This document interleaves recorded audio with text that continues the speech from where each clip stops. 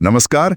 आज हम बात कर रहे हैं महाराष्ट्र की, जहां हाल में भाषा को लेकर काफी कुछ हुआ है। हाँ बिल्कुल, ये मामला गरमाया जब राज्य सरकार ने एक जीआर मतलब सरकारी ऑर्डर निकाला। हाँ, स्कूलों में हिंदी को तीसरी भाषा बनाने वाला, है ना? एग्जैक्टली।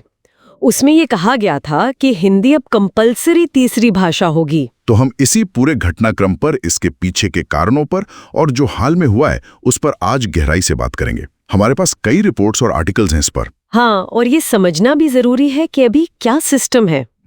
अभी महाराष्ट्र में मराठी और अंग्रेजी तो अनिवार्य है, तीसरी भाषा चुननी होती है, मतलब ऑप्शनल है। अच्छा।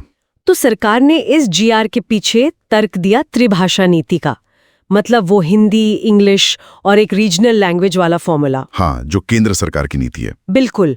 और कहा कि ये राष्ट्रीय एकता के लिए और रोजगार के अवसरों के लिए ये कदम जरूरी है। लेकिन सरकार ने जैसे ही ये इरादा जाहिर किया, विरोध बहुत तेज हो गया। हाँ, और सबसे चौंकाने वाली बात तो ये थी कि एमएनएस के राज ठाकरे और शिवसेना यूबीटी के उद्धव ठाकरे करीब 20 साल बाद, हाँ, करीब 20 साल बाद इस मुद्दे पर एक साथ आ गए, मंच पर दिखे। ये अपने आप में बहुत बड़ी बात है। बिल्कुल। और उन्होंने इसे सीधा सीधा कहा कि ये मराठी अस्मिता पर हमला है और वोट बैंक की राजनीति है, मतलब उत्तर भारतीय वोटरों को लुभाने की कोशिश। तो ये सिर्फ नेताओं की बयानबाजी नहीं रही फिर? नहीं, बिल्कुल नहीं। आम लोगों में भी इसकी बहुत बहुत तीखी प्रतिक्रिया हुई।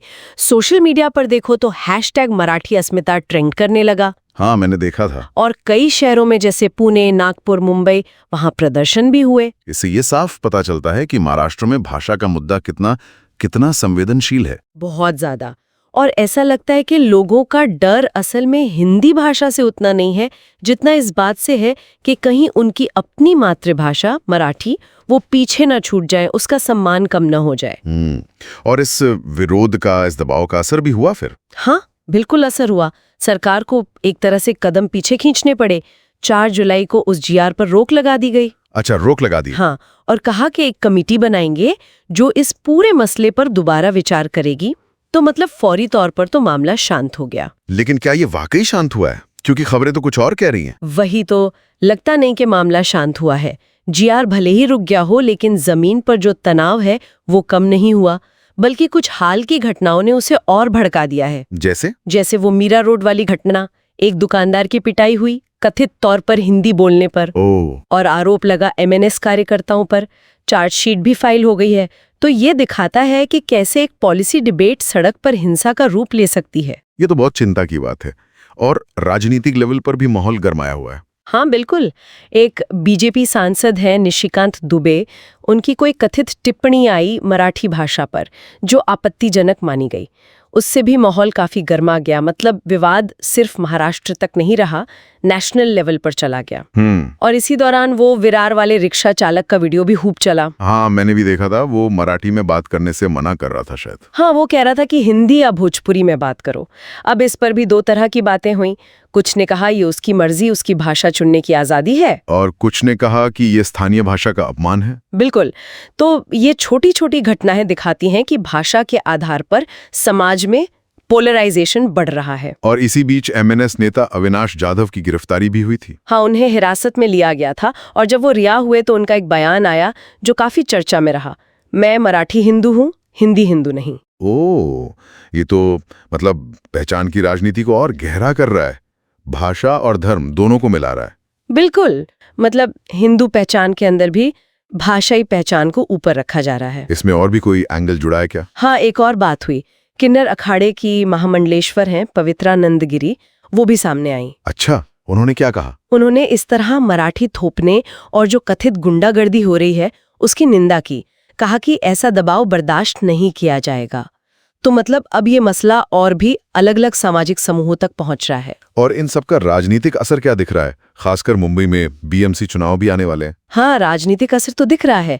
ये जो ठाकरे बंधु करीब आए हैं, इससे कांग्रेस थोड़ी असमंजस में है। कैसे? क्योंकि कांग्रेस के लिए अब मुश्किल है। एक तरफ मराठी वोट बैंक है, दूसरी तरफ उत्तर भारतीय वोटर। दोनों को साधना मुश्किल हो रहा है। हाँ, बैलेंस बनाना मुश्किल होगा। खबरें तो ये भी आ रही हैं कि शायद कांग्रेस अकेले चुनाव लड़ने का सोच रही है बीएमसी में। तो कुल मिलाकर देखें तो ये सिर्फ एक सरकारी ऑर्डर का विरोध नहीं है। नहीं, बिल्कुल नहीं। ये महाराष्ट्र की भाषा, संस्कृति, पहचान और राजनीति का एक जटिल जाल है जो सामने आ गया है। विरोध की जड़ें गहरी हैं। हाँ, अपनी भाषा के सम्मान और उसके भविष्य की चिंता से जुड़ा है ये।